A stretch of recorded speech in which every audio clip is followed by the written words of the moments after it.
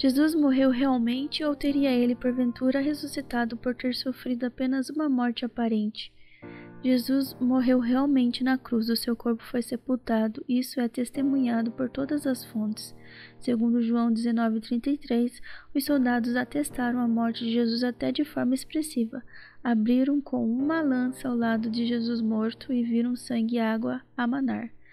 Diz também o texto que partiram as pernas dos que com ele foram crucificados, uma medida que acelerava o processo de morte e que, no caso de Jesus, já não era necessário neste momento por ele já estar morto. Pode alguém ser cristão sem crer na ressurreição? Não. Se Cristo não ressuscitou, então a nossa pregação é inútil e também é inútil a nossa fé, como diz 1 Coríntios 15:14. Como chegaram os discípulos à fé na ressurreição de Jesus? Os discípulos que antes tinham perdido a esperança chegaram à fé na ressurreição de Jesus porque, de diferentes formas, o ouviram após sua morte e falaram com ele.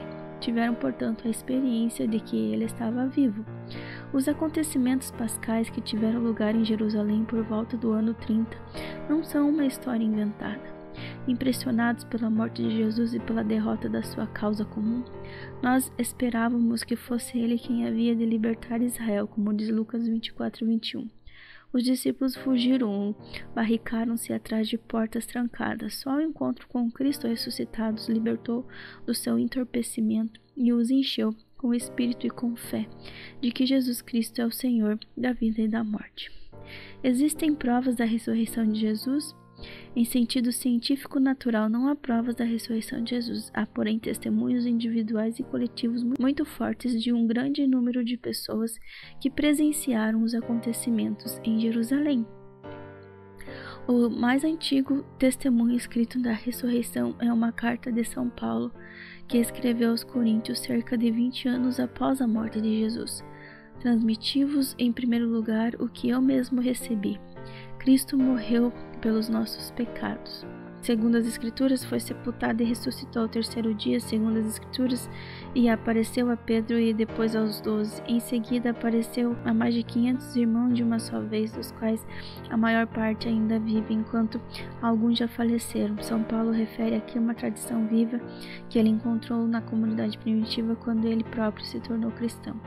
2 ou 3 anos depois da morte e da ressurreição de Jesus, devido ao seu próprio encontro transformador com o Senhor Jesus ressuscitado. Os discípulos compreenderam o fato do túmulo vazio, como dá em Lucas 24:3-6, como a primeira indicação real da ressurreição.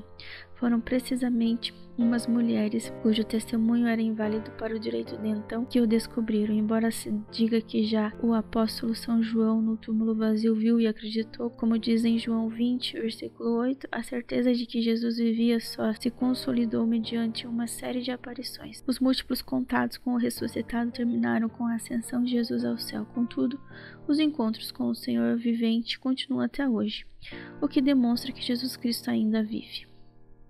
Complemento. Temos de carregar a nossa cruz, não de arrastar, e temos de agarrar como um tesouro, não como uma carga. Só pela cruz nós podemos tornar semelhantes a Jesus. François Fenelon.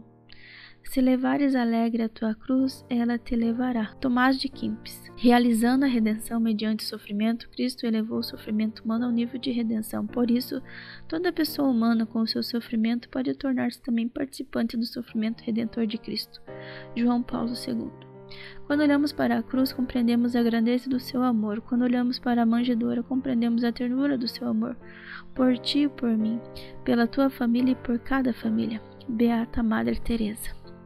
O sudário de Turim é tido como o lençol que envolveu o corpo de Jesus no sepulcro. Estudos científicos comprovam que é um tecido do século I, não pintado com tinta ou técnica conhecida. Ao ser fotografado em 1898, apareceu no negativo uma imagem tridimensional com todas as características de um homem crucificado.